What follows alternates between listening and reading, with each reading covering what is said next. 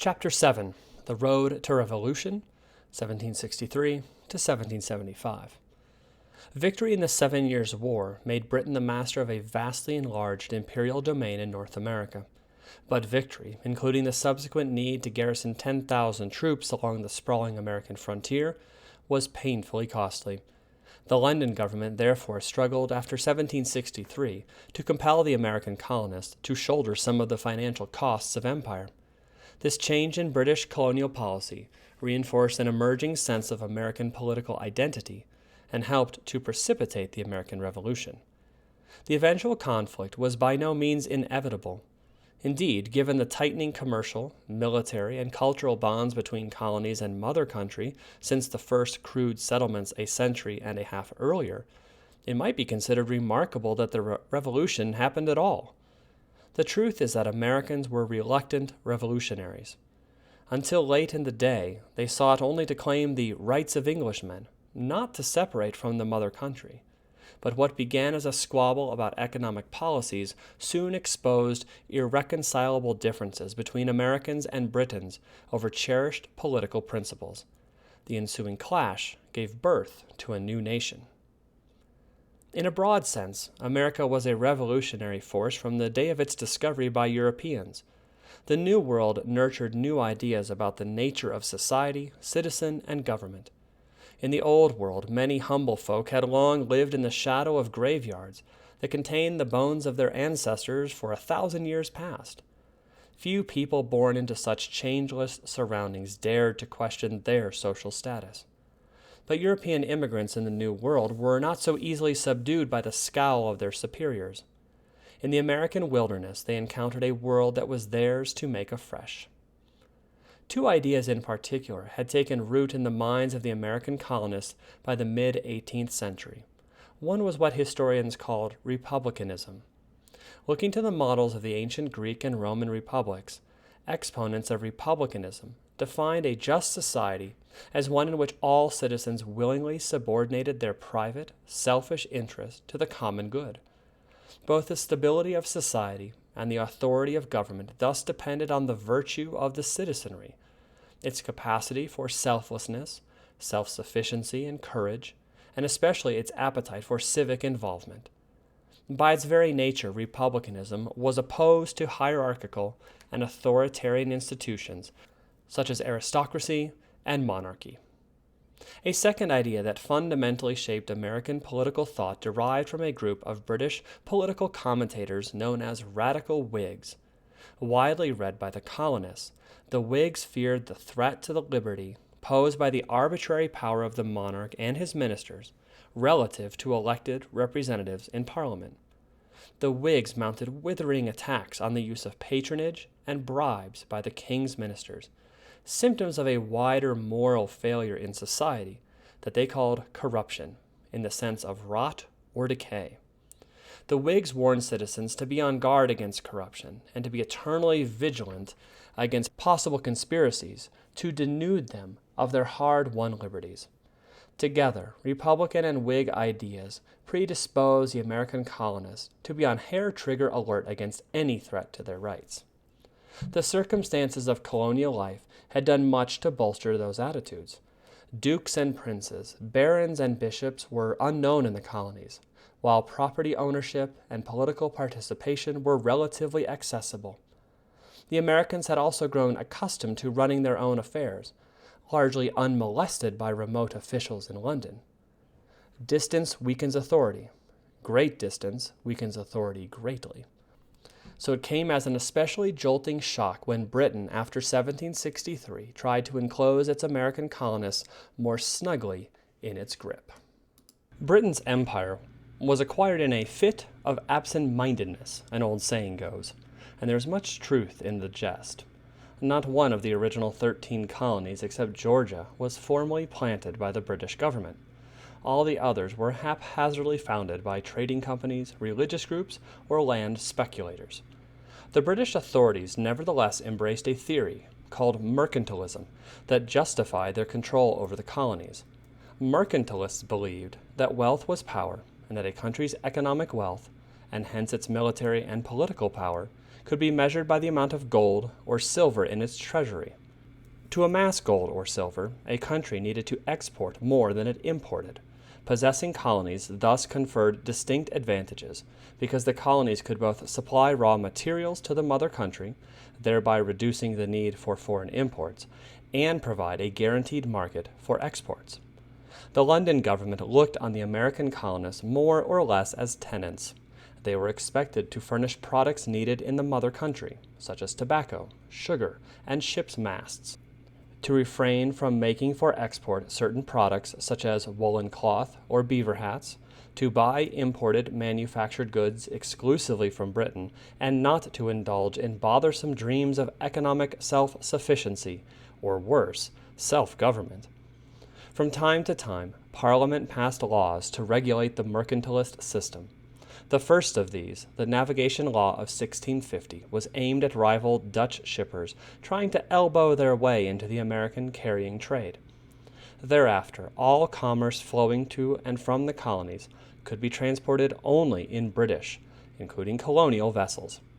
Subsequent laws required that European goods destined for America first had to be landed in Britain, where tariff duties could be collected and British middlemen could take a slice of the profits. Other laws stipulated that American merchants must ship certain enumerated products, notably tobacco, exclusively to Britain, even though prices might be better elsewhere.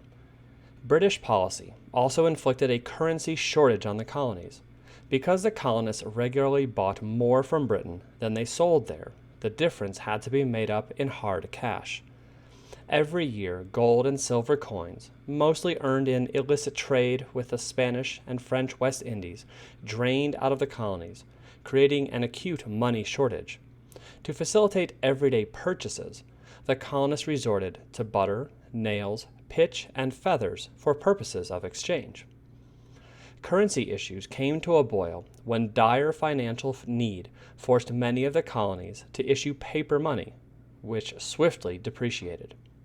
British merchants and creditors squawked so loudly that Parliament prohibited the colonial legislatures from printing paper currency and from passing indulgent bankruptcy laws, practices that might harm British merchants.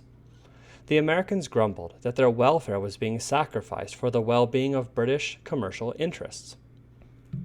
The British Crown also reserved the right to nullify any legislation passed by the colonial assemblies if such laws worked mischief with the mercantilist system. This royal veto was used rather sparingly, just 469 times in connection with 8,563 laws. But the colonists fiercely resented its very existence, another example of how principle could weigh more heavily than practice in fueling colonial grievances. In theory, the British mercantile system seemed thoroughly selfish and deliberately oppressive, but the truth is that until 1763 the various navigation laws imposed no intolerable burden, mainly because they were only loosely enforced. Enterprising colonial merchants learned early to disregard or evade troublesome restrictions. Some of the first American fortunes, like that of John Hancock, were amassed by wholesale smuggling. Americans also reaped direct benefits from the mercantile system. If the colonies existed for the benefit of the mother country, it was hardly less true that Britain existed for the benefit of the colonies. London paid liberal bounties to colonial producers of ship parts over the protests of British competitors. Virginia tobacco planters enjoyed a monopoly in the British market, snuffing out the tiny British tobacco industry. The colonists also benefited from the protection of the world's mightiest navy and a strong, seasoned army of redcoats, all without a penny of cost. But even when painted in its rosiest colors, the mercantile system burdened the colonists with annoying liabilities. Mercantilism stifled economic initiative and imposed a rankling dependency on British agents and creditors.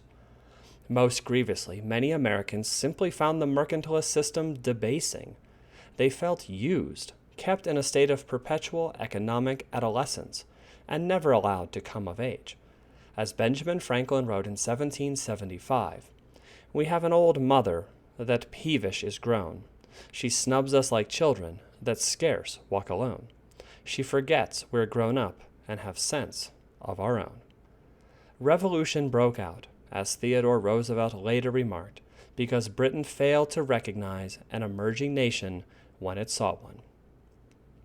Victory-flushed Britain emerged from the 7 Years' War holding one of the biggest empires in the world, and also, less happily, the biggest debt, some £140 million, about half of which had been incurred defending the American colonies.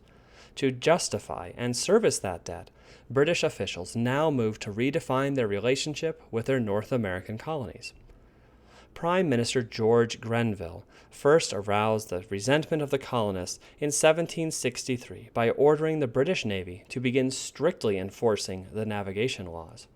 He also secured from Parliament the so-called Sugar Act of 1764, the first law ever passed by that body for raising tax revenue in the colonies for the Crown. Among various provisions, it increased the duty on foreign sugar imported from the West Indies. After bitter protests from the colonists, the duties were lowered substantially and the agitation died down. But resentment was kept burning by the Quartering Act of 1765. This measure required certain colonies to provide food and quarters for British troops. Then, in the same year, 1765, Grenville imposed the most odious measure of all, a stamp tax, to raise revenues to support the new military force. The Stamp Act mandated the use of stamped paper or the affixing of stamps certifying payment of tax. Stamps were required on bills of sale for about 50 trade items, as well as on certain types of commercial and legal documents, including playing cards, pamphlets, newspapers, diplomas, bills of lading, and marriage licenses. Grenville regarded all of these measures as reasonable and just. He was simply asking the Americans to pay a fair share of the costs for their own defense, through taxes that were already familiar in Britain. In fact, the British people for 2 generations had endured a stamp tax far heavier than that passed for the colonies. Yet the Americans were angrily aroused at what they regarded as Grenville's fiscal aggression. The new laws did not merely pinch their pocketbooks.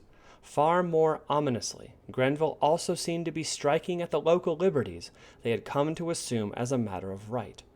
Thus, some colonial assemblies defiantly refused to comply with the Quartering Act, or voted only a fraction of the supplies that it called for. Worst of all, Grenville's noxious legislation seemed to jeopardize the basic rights of the colonists as Englishmen. Both the Sugar Act and the Stamp Act provided for trying offenders in the hated Admiralty courts, where juries were not allowed. The burden of proof was on the defendants, who were assumed to be guilty unless they could prove themselves innocent. Trial by jury, and the precept of innocent until proved guilty, were ancient privileges that British people everywhere, including the American colonists, held most dear. And why was a British army needed at all in the colonies, now that the French were expelled from the continent and Pontiac's warriors crushed? Could its real purpose be to whip rebellious colonists into line? Many Americans, weaned on radical Whig suspicion of all authority, began to sniff the strong scent of a conspiracy to strip them of their historic liberties. They lashed back violently, and the Stamp Act became the target that drew their most ferocious fire. Angry throats raised the cry, "No taxation without representation." There was some irony in that slogan, because the seaports and tidewater towns that were most wrathful against the Stamp Act had long denied full representation to their own backcountry pioneers. But now the aggravated colonists took the high ground of principle. The Americans made a distinction between legislation and taxation. They conceded the right of Parliament to legislate about matters that affected the entire empire, including the regulation of trade. But they steadfastly denied the right of Parliament, in which no Americans were seated, to impose taxes on Americans. Only their own elected colonial legislatures, the Americans insisted, could legally tax them. Taxes levied by the distant British Parliament amounted to robbery, a piratical assault on the sacred rights of property. Grenville dismissed these American protests as hair-splitting absurdities. The power of Parliament was supreme and undivided, he asserted, and in any case, the Americans were represented in Parliament. Elaborating the theory of virtual representation, Grenville claimed that every member of Parliament represented all British subjects, even those Americans in Boston or Charleston who had never voted for a member of Parliament. The Americans scoffed at the notion of virtual representation. And truthfully, they did not really want direct representation in Parliament, which might have seemed like a sensible compromise. If they had obtained it, any gouty member of the House of Commons could have proposed an oppressive tax bill for the colonies, and the outvoted American representatives, few in number, would have stood bereft of a principle with which to resist. Thus, the principle of no taxation without representation was supremely important, and the colonists clung to it with tenacious consistency. When the British replied that the sovereign power of government could not be divided between legislative authority in London and taxing authority in the colonies, they forced the Americans to deny the authority of Parliament altogether, and to begin to consider their own political independence. This chain of logic eventually led, link by link, to revolutionary consequences. Colonial outcries against the hated stamp tax took various forms. The most conspicuous assemblage was the Stamp Act Congress of 1765, which brought together in New York City 27 distinguished delegates from 9 colonies. After dignified debate, the members drew up a statement of their rights and grievances and beseeched the King and Parliament to repeal the repugnant legislation. The Stamp Act Congress, which was largely ignored in England, made little splash at the time in America.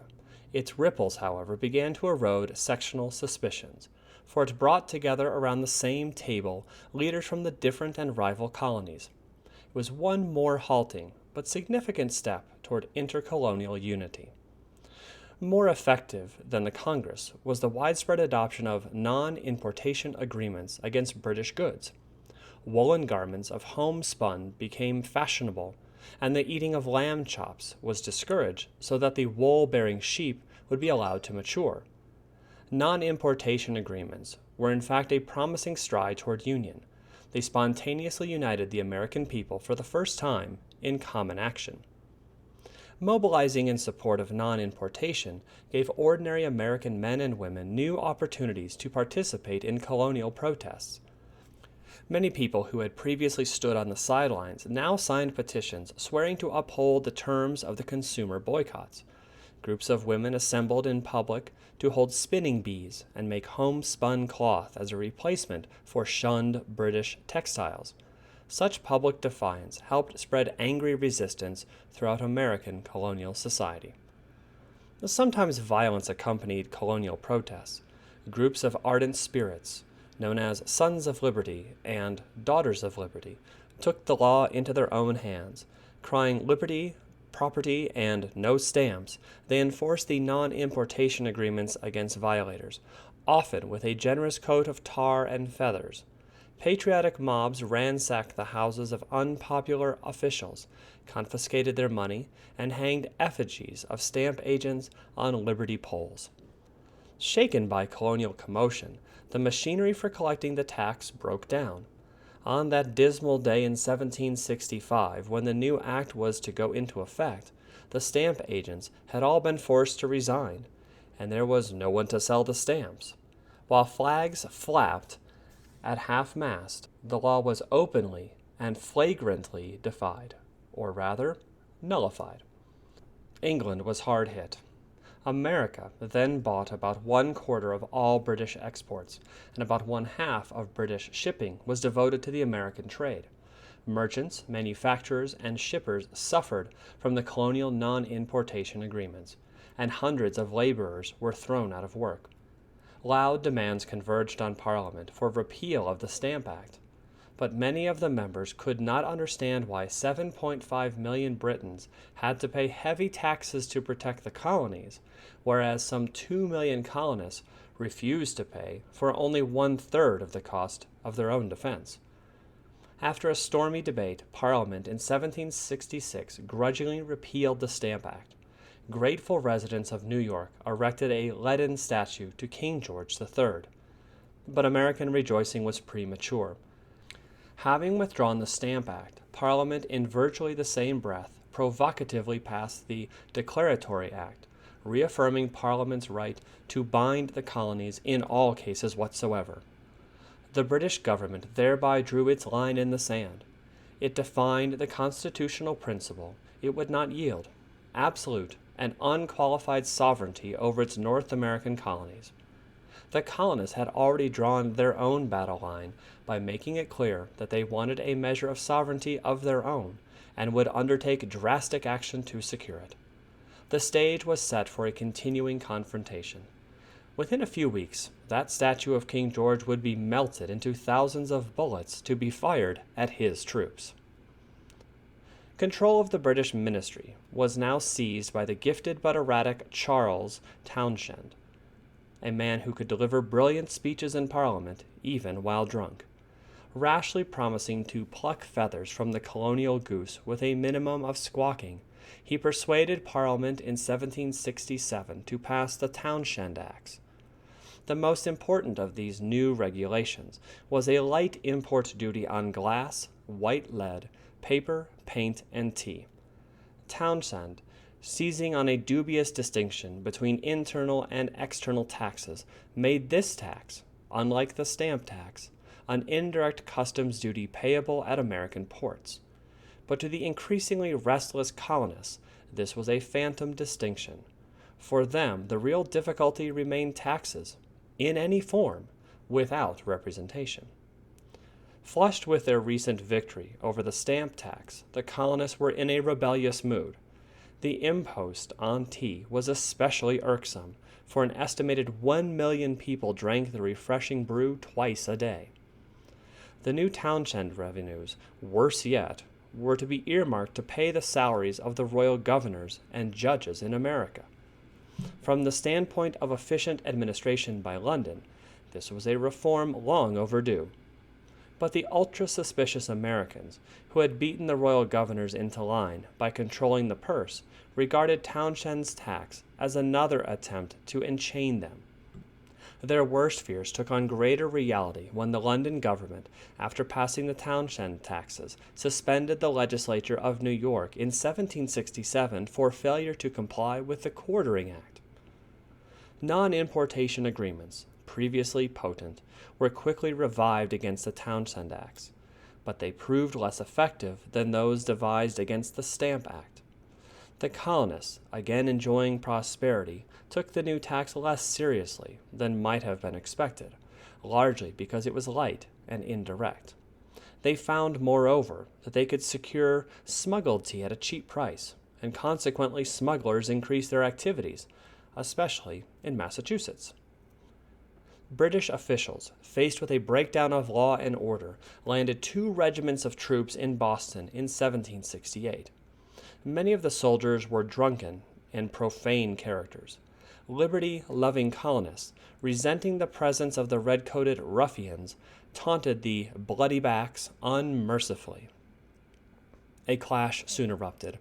On the evening of March 5th, 1770, a crowd of some 60 townspeople began taunting and throwing snowballs at a squad of 10 redcoats.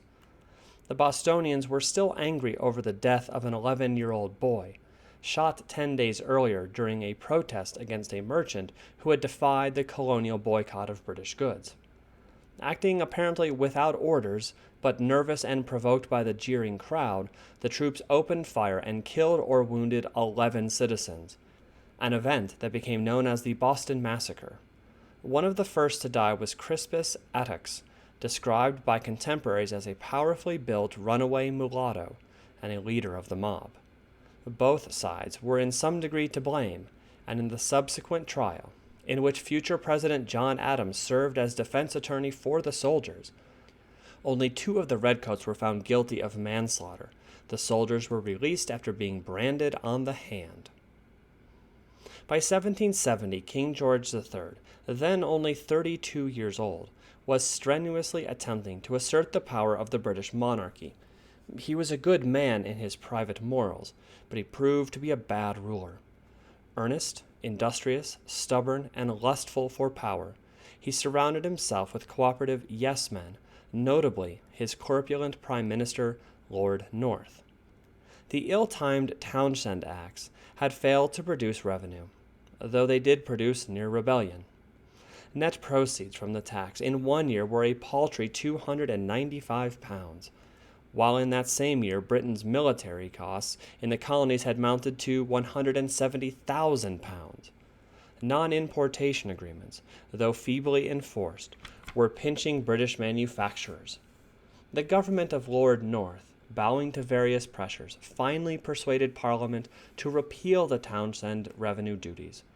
But the 3p toll on tea, the tax the colonists found most offensive, was retained to keep alive the principle of Parliament's right to tax the colonies. Flames of discontent in America continued to be fanned by numerous incidents, including the redoubled efforts of the British officials to enforce the navigation laws. Resistance was further kindled by a master propagandist and engineer of rebellion, Samuel Adams of Boston, a cousin of John Adams. Unimpressive in appearance, his hands trembled. He lived and breathed only for politics. His friends had to buy him a presentable suit of clothes when he left Massachusetts on intercolonial business. Zealous, tenacious, and courageous, he was ultra-sensitive to infractions of colonial rights. Cherishing a deep faith in the common people, he appealed effectively to what was called his trained mob. Samuel Adams's signal contribution was to organize in Massachusetts the local committees of correspondence. After he had formed the first one in Boston during 1772, some 80 towns in the colony speedily set up similar organizations. Their chief function was to spread the spirit of resistance by exchanging letters and thus keep alive opposition to British policy. One critic referred to the committee as the foulest, subtlest, and most venomous serpent ever issued from the egg of sedition. Intercolonial committees of correspondence were the next logical step. Virginia led the way in 1773 by creating such a body as a standing committee of the House of Burgesses. Within a short time, every colony had established a central committee through which it could exchange ideas and information with other colonies. These intercolonial groups were supremely significant in stimulating and disseminating sentiment in favor of united action. They evolved directly into the first American Congresses. Thus far, that is, by 1773, nothing had happened to make rebellion inevitable. Non-importation was weakening. Increasing numbers of colonists were reluctantly paying the tea tax because the legal tea was now cheaper than the smuggled tea, even cheaper than tea in England. A new ogre entered the picture in 1773. The powerful British East India Company, overburdened with £17 million of unsold tea, was facing bankruptcy. If it collapsed, the London government would lose heavily in tax revenue. The ministry therefore decided to assist the company by awarding it a complete monopoly of the American tea business. The giant corporation would now be able to sell the coveted leaves more cheaply than ever before, even with the 3p tax tacked on. But many American tea drinkers, rather than rejoicing at the lower prices, cried foul. They saw this British move as a shabby attempt to trick the Americans, with the bait of cheaper tea, into swallowing the principle of the detested tax. For the determined Americans, principle remained far more important than price. If the British officials insisted on the letter of the law, violence was highly likely. Fatefully, the British colonial authorities decided to enforce the law. Once more, the colonists rose up in wrath to defy it. Not a single one of the several thousand chests of tea shipped by the East India Company ever reached the hands of the consignees. In Philadelphia and New York, mass demonstrations forced the tea-bearing ships to return to England with their cargo holds still full. At Annapolis, Marylanders burned both cargo and vessel, while proclaiming liberty and independence or death in pursuit of it. In Charleston, South Carolina, officials seized the tea for non-payment of duties after intimidated local merchants refused to accept delivery. Ironically, the confiscated Charleston tea was later auctioned to raise money for the Revolutionary Army. Only in Boston did a British official stubbornly refuse to be cowed. Massachusetts Governor Thomas Hutchinson had already felt the fury of the mob when Stamp Act protesters had destroyed his home in 1765. This time he was determined not to budge. Ironically, Hutchinson agreed that the tea tax was unjust, but he believed even more strongly that the colonists had no right to flout the law. Hutchinson's infuriated Boston's radicals when he ordered the tea ships not to clear Boston Harbor until they had unloaded their cargoes. Sentiment against him was further inflamed when Hutchinson's enemies published one of his private letters in which he declared that an abridgment of what are called English liberties was necessary for the preservation of law and order in the colonies, apparently confirming the darkest conspiracy theories of the American radicals. On December 16, 1773, roughly 100 Bostonians, loosely disguised as Indians, boarded the docked ships, smashed open 342 chests of tea, and dumped their contents into the Atlantic, an action that came to be known as the Boston Tea Party. A crowd of several hundred watched approvingly from the shore as Boston Harbor became a vast teapot. Donning Indian disguise provided protesters with a threatening image and a convenient way of avoiding detection. Tea was the perfect symbol to rally around, as almost every colonist, rich or poor, consumed this imported, caffeinated beverage. Reactions varied. All up and down the eastern seaboard, sympathetic colonists applauded. Referring to tea as a badge of slavery, they burned the hated leaves in solidarity with Boston. But conservatives complained that the destruction of private property violated the law and threatened anarchy and the breakdown of civil decorum.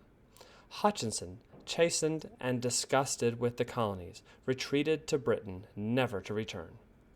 The British authorities, meanwhile, saw little alternative to whipping the upstart colonists into shape. The granting of some measure of home rule to the Americans might at this stage still have prevented rebellion, but few British politicians were willing to swallow their pride and take the high road. The perilous path they chose instead led only to reprisals, bitterness, and escalating conflict.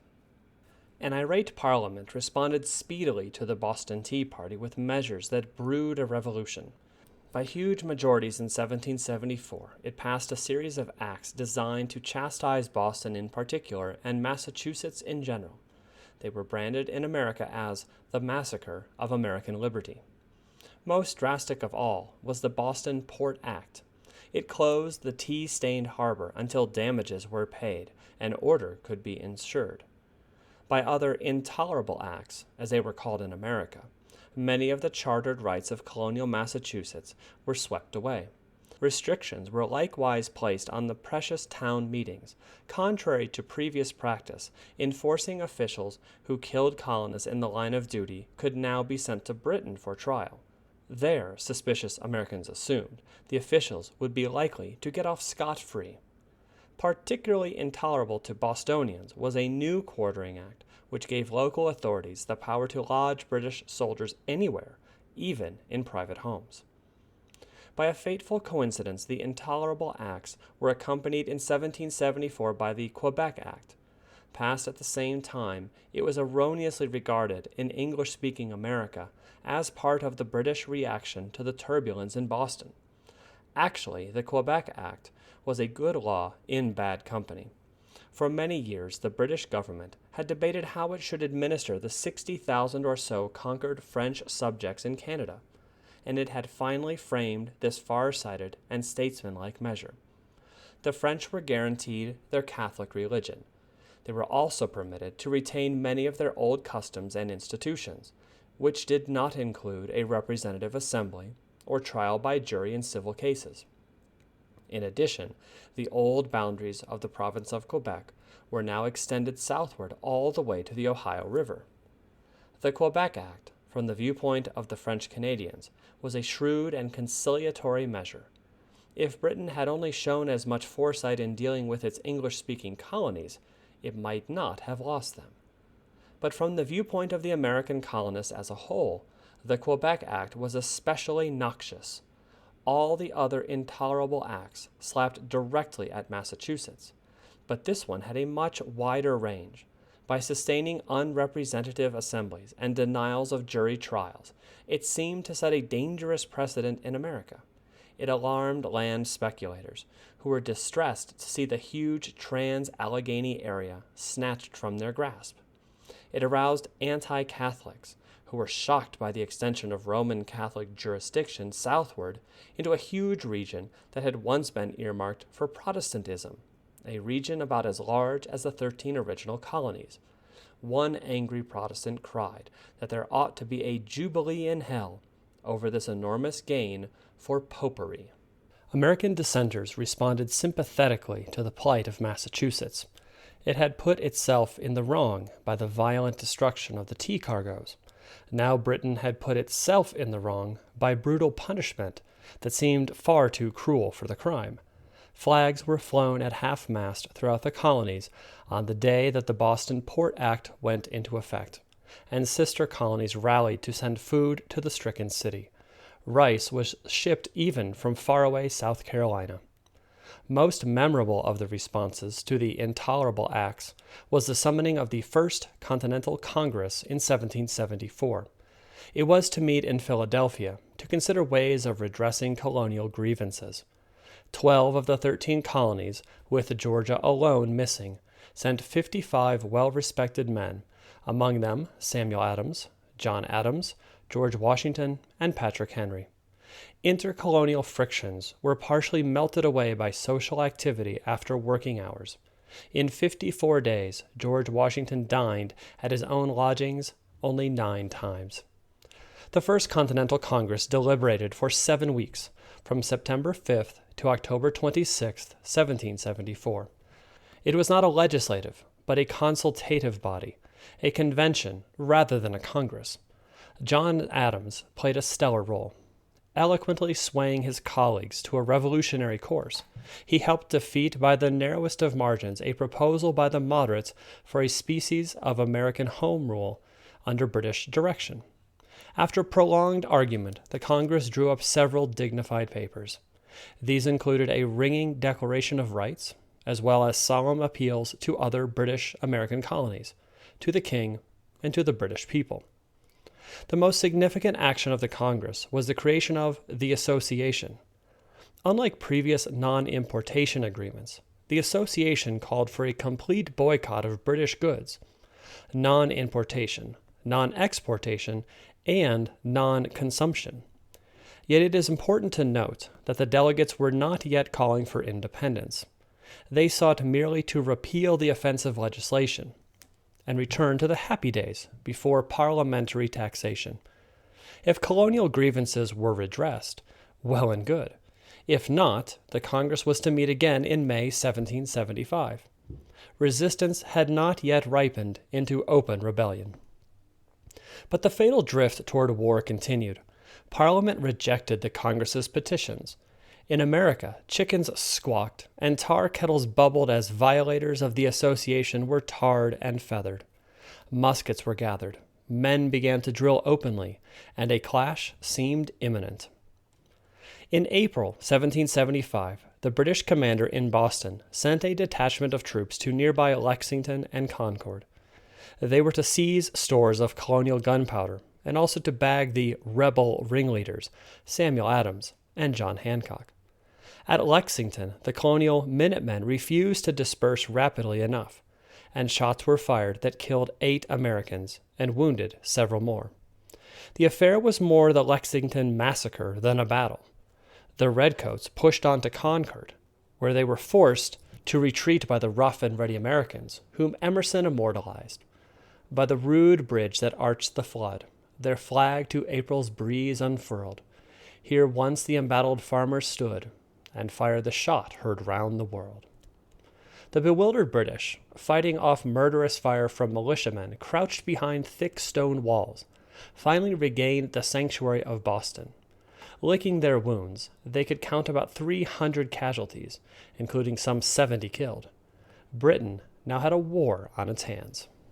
Aroused Americans had brashly rebelled against a mighty empire. The population odds were about 3 to 1 against the rebels, some 7.5 million Britons to 2.5 million colonists.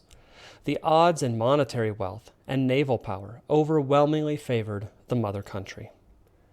Britain then boasted a professional army of some 50,000 men, as compared with the numerous but wretchedly trained American militia. George III, in addition, had the treasury to hire foreign soldiers, and some 30,000 Germans, so-called Hessians, were ultimately employed. The British enrolled about 50,000 American loyalists and enlisted the services of many Indians, who, though unreliable fair-weather fighters, inflamed long stretches of the frontier. One British officer boasted that the war would offer no problems that could not be solved by an experienced sheep herder. Yet Britain was weaker than it seemed at first glance. Oppressed Ireland was a smoking volcano, and British troops had to be detached to watch it.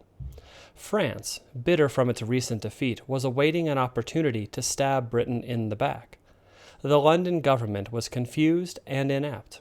There was no William Pitt, organizer of victory, only the stubborn George III and his pliant Tory Prime Minister, Lord North. Many earnest and God-fearing Britons had no desire whatever to kill their American cousins. William Pitt withdrew a son from the army rather than see him thrust his sword into fellow Anglo-Saxons struggling for liberty. The English Whig factions, opposed to Lord North's Tory wing, openly cheered American victories, at least at the outset. Aside from trying to embarrass the Tories politically, many Whigs believed that the battle for British freedom was being fought in America. If George III triumphed, his rule at home might become tyrannical. This outspoken sympathy in Britain, though plainly a minority voice, greatly encouraged the Americans. If they continued their resistance long enough, the Whigs might come into power and deal generously with them. Britain's army in America had to operate under endless difficulties. The generals were second-rate. The soldiers, though on the whole capable, were brutally treated. There was one extreme case of 800 lashes on the bare back for striking an officer. Provisions were often scarce, rancid, and wormy. On one occasion, a supply of biscuits, captured some 15 years earlier from the French, was softened by dropping cannonballs on them. Other handicaps loomed. The Redcoats had to conquer the Americans. Restoring the pre-1763 status quo would be a victory for the colonists. Britain was operating some 3,000 miles from its home base, and distance added greatly to the delays and uncertainties arising from storms and other mishaps. Military orders were issued in London that, when received months later, would not fit the changing situation. America's geographical expanse was enormous, roughly 1,000 by 600 miles. The United Colonies had no urban nerve center, like France's Paris, whose capture would cripple the country as a whole. British armies took every city of any size, yet like a boxer punching a feather pillow, they made little more than a dent in the entire country. The Americans wisely traded space for time. Benjamin Franklin calculated that during the prolonged campaign in which the Redcoats captured Bunker Hill and killed some 150 patriots, about 60,000 American babies were born. The revolutionaries were blessed with outstanding leadership. George Washington was a giant among men. Benjamin Franklin was a master among diplomats. Open foreign aid, theoretically possible from the start, eventually came from France. Numerous European officers, many of them unemployed and impoverished, volunteered their swords for pay. In a class by himself was a wealthy young French nobleman, the Marquis de Lafayette. Fleeing from boredom, loving glory, and ultimately liberty, the French gamecock was made a major general in the colonial army at age 19. His commission was largely a recognition of his family influence and political connections, but the service of this teenage general in securing further aid from France were invaluable. Other conditions aided the Americans. They were fighting defensively, with the odds, all things considered, favoring the defender. In agriculture, the colonies were mainly self-sustaining, like a kind of Robinson Crusoe's island. The Americans also enjoyed the moral advantage that came from belief in a just cause. The historical odds were not impossible.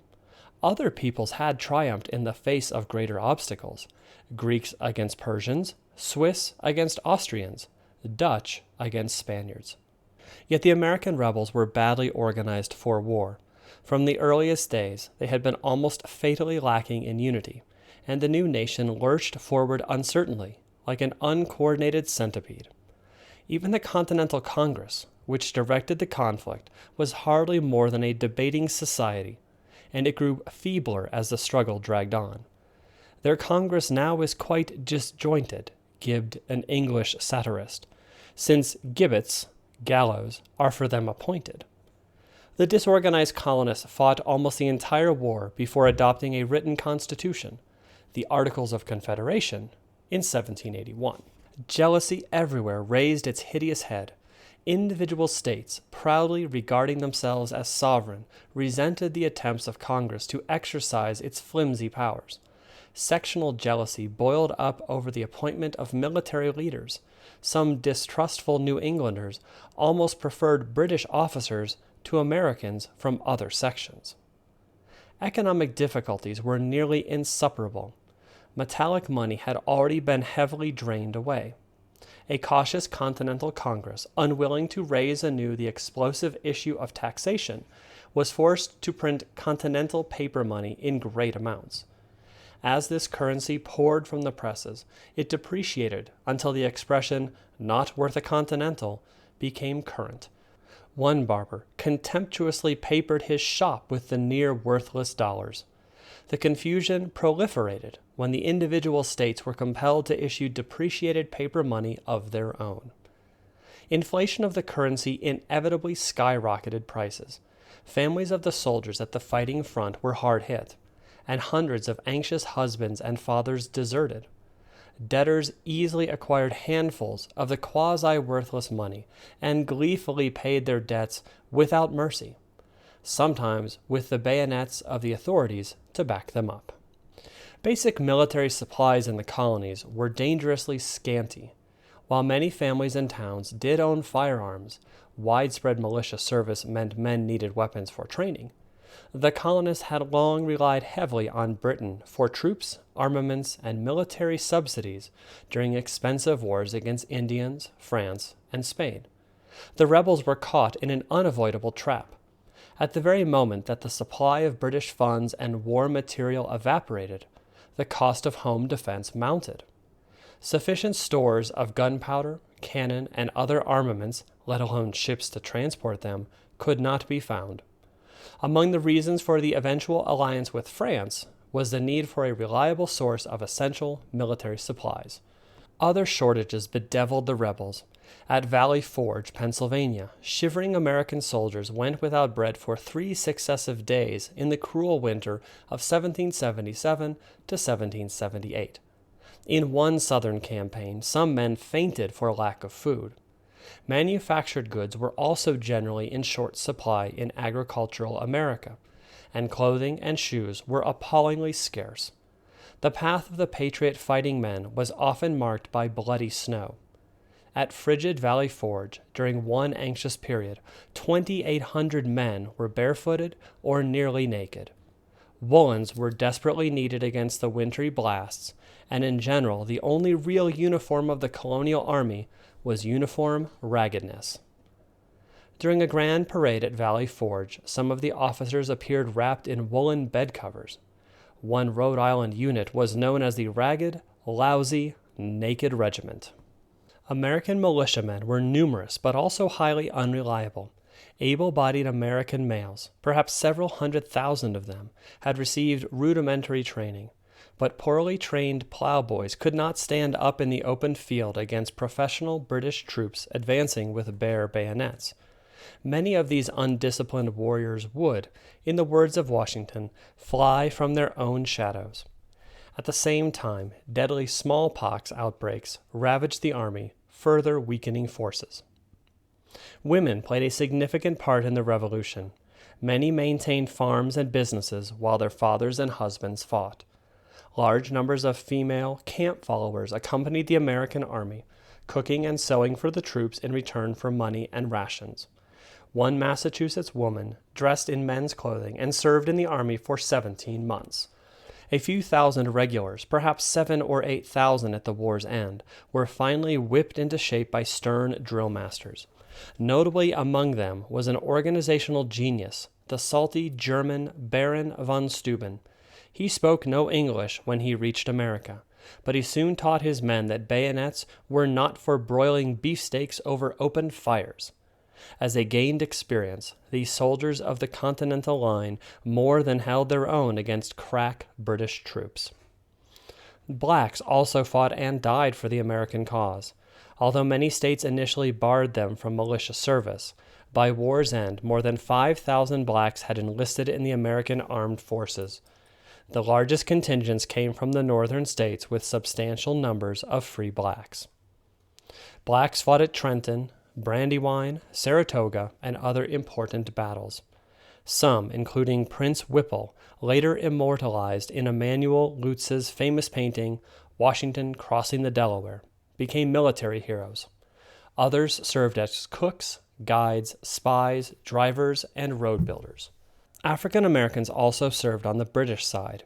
In November 1775, Lord Dunmore, Royal Governor of Virginia, issued a proclamation promising freedom for any enslaved blacks in Virginia who joined the British Army. News of Dunmore's decree traveled swiftly.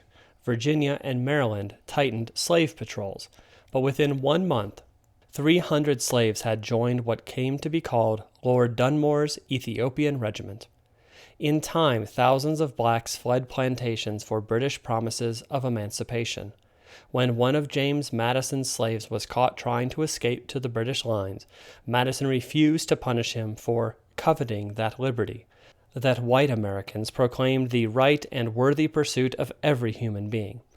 At war's end, the British kept their word, to some at least, and evacuated as many as 14,000 black loyalists to Nova Scotia, Jamaica, and England. Morale in the Revolutionary Army was badly undermined by American profiteers. Putting profits before patriotism, they sold to the British because the invader could pay in gold. Speculators forced prices sky high, and some Bostonians made profits of 50 to 200% on Army garb, while the American Army was freezing at Valley Forge. Washington never had as many as 20,000 effective troops in one place at one time, despite bounties of land and other inducements. Yet if the rebels had thrown themselves into the struggle with zeal, they could easily have raised many times that number. The brutal truth is that only a select minority of the American colonists attached themselves to the cause of independence with a spirit of selfless devotion. These were the dedicated souls who bore the burden of battle and the risks of defeat. Seldom have so few done so much for so many.